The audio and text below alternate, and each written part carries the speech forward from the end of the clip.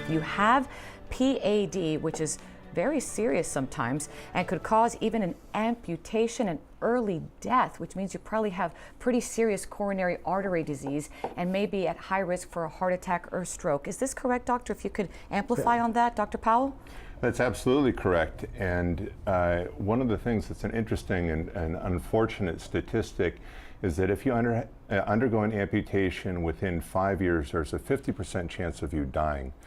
And interestingly, that rate of death is actually higher than if you have breast cancer, colon cancer, or prostate cancer. So it clearly is a severe disease. And what causes that 50%? Why is that? Well, once you have an amputation, and this is a class of people that have an amputation. Of course. Once you have an amputation, you become less mobile, less active, and there's all the issues related to that. But of course, once you have an amputation, it really indicates that you have advanced disease, that you have this plaque buildup throughout your body. So you're much more prone to developing a heart attack or a stroke. Luckily, when we look at patients with peripheral arterial disease, the patients that are getting to that point of amputation are really a small percentage.